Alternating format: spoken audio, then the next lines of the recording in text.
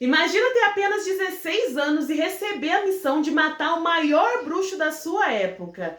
Muitas pessoas acham que o Draco é apenas um garoto arrogante e mimado, mas nos livros mostra um personagem muito mais complexo. E hoje eu vim trazer para vocês de maneira resumida toda a história de Draco Malfoy. Você vai descobrir a história desde a infância até após a Guerra Bruxa e detalhes que ficaram de fora das adaptações dos filmes. Então já se inscreve no canal e deixa aqui embaixo qual personagem vocês querem ver a história de forma resumida aqui. Então bora para a história. O Draco nasceu no dia 5 de junho de 1980 e era filho de Lúcio e Narcisa Malfoy. Ele era um geminiano assim como eu. E assim, gente, como todo mundo já sabe, ele era de uma das famílias mais ricas e influentes do mundo bruxo. Então ele cresceu a sua infância inteira cercado por luxo e riqueza. E vivia na mansão Malfoy, cercado de riqueza e tradição.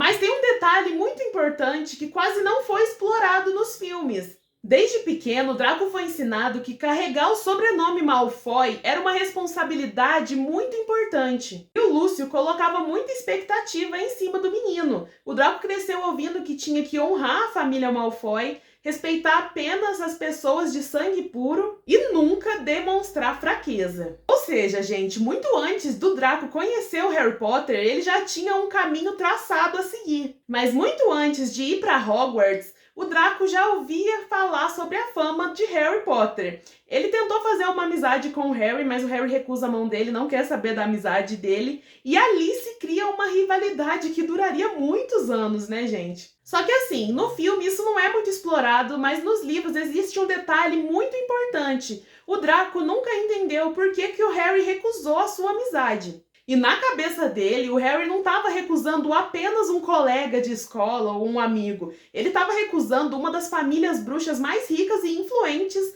do mundo bruxo. Outro detalhe importante é que nos filmes mostra que o Draco é só um garoto que gosta de humilhar os outros. Já no livro, a gente consegue perceber que o Draco era apenas um garoto que queria impressionar o seu pai.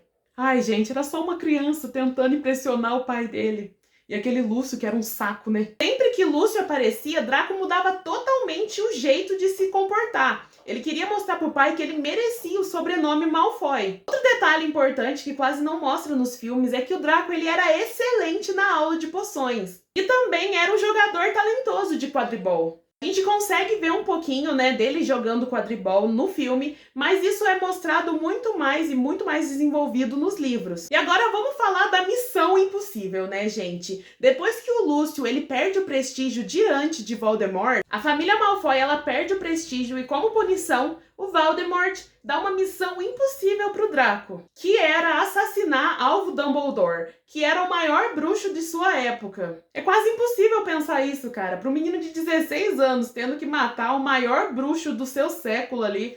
Nossa, deve ter sido uma pressão horrível. Porque assim, diferente dos filmes que a gente quase não vê nada sobre isso, nos livros a gente consegue ver o quanto isso destruiu o Draco por dentro.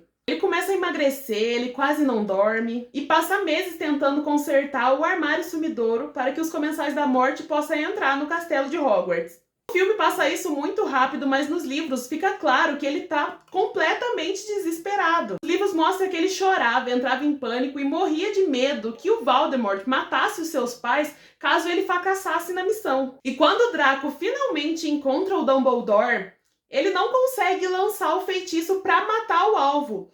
O Dumbledore percebe rapidamente que o garoto, diferente dos seus pais, nunca teve sede de matar. Dumbledore olha para o garoto e diz que pode proteger ele, mas, diferente disso, nos livros essa conversa ela foi um pouco mais longa. O Dumbledore entende que o Draco ele não nasceu um assassino. Ele era apenas um garoto que estava preso entre a lealdade pela família e a sua própria consciência. E aí, como já mostra nos filmes, pouco tempo depois o Snape chega e completa o feitiço que era o plano do alvo Dumbledore. Desde lá do início ele sabia que o menino não ia ter coragem de matar ele. então pede pro Snape fazer isso. Uma coisa que também é mostrada nos filmes é que durante Relíquias da Morte, o Harry ele é capturado e levado até a mansão Malfoy, e a Bellatrix ela pergunta pro Draco se aquele era o Harry Potter ou não. Ele tava com um feitiço que desfigurava o rosto dele. Nos livros fica claro que o Draco reconheceu o Harry. Nos filmes fica meio subentendido, fica aquela dúvida se reconheceu ou não,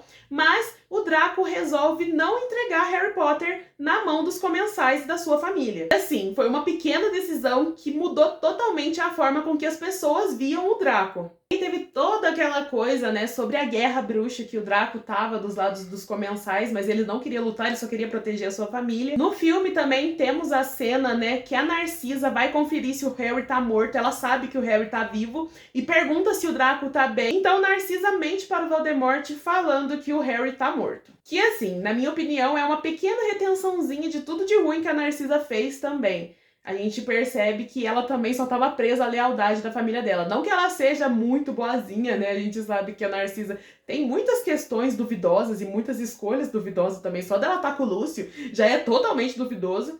Mas naquele momento a gente consegue ter um pouquinho de empatia ali por ela e pelo Draco, né, gente? E na Guerra Bruxa, quando o Voldemort chega pra mostrar que o Harry Potter morreu lá no castelo de Hogwarts, a gente tem uma cena que foi cortada dos filmes. Rolou alguns cortes dele na internet, então se vocês quiserem ver é só pesquisar a cena cortada do Draco Malfoy em Harry Potter, que é essa cena aqui que eu tô deixando passar aqui um pouquinho, que é a cena em que o Draco, no último momento ali, quando o Harry já levanta e mostra pro Voldemort que ele tá vivo, o Draco corre em direção ao Harry e entrega a varinha pro Harry lutar contra o Voldemort. Sim, eu acho que isso mudaria totalmente a forma de como a gente enxerga o Draco. Seria uma retenção muito boa, mas infelizmente a J.K. Rowling quis tirar isso do filme, né? Esse corte não foi pro filme final. Então, né, gente, vamos nos contentar com o que a gente tem. Falando agora, após a Guerra Bruxa, o Draco ele não volta para os Comensais da Morte. Segundo o material oficial da J.K. Rowling, ele se casou com a Astoria e os dois tiveram um filho chamado Scorpius. E a gente consegue ver um pouquinho também no final do filme, né,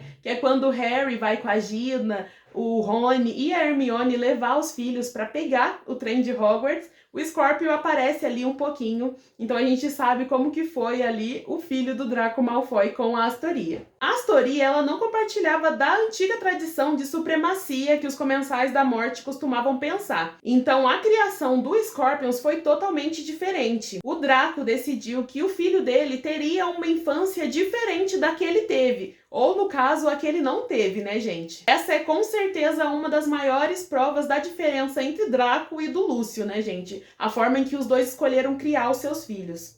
Então, assim, gente, o Draco, ele nunca foi um herói, mas também ele nunca foi apenas um vilão. Ele era apenas um garotinho que foi criado para seguir os mesmos erros da sua família, e que precisou enfrentar decisões horríveis durante a Guerra Bruxa. Assim, talvez seja essa complexidade que faz dele um dos personagens mais icônicos que a gente tem da saga. Ele é um dos mais lembrados até hoje, tem um grande fã-clube. Eu sei que em outras redes sociais tem um fã-clube muito grande do Draco. Comenta aqui se vocês fazem parte ou se vocês já ouviram falar. Mas assim, agora eu quero saber a sua opinião. Se vocês estivessem no lugar do Draco, vocês teriam enfrentado o Voldemort e teriam lutado contra a sua família? Ou vocês também teriam feito a mesma coisa que eles fez?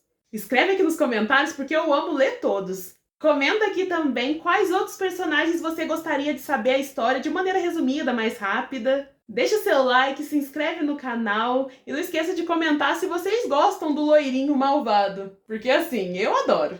Até o próximo vídeo!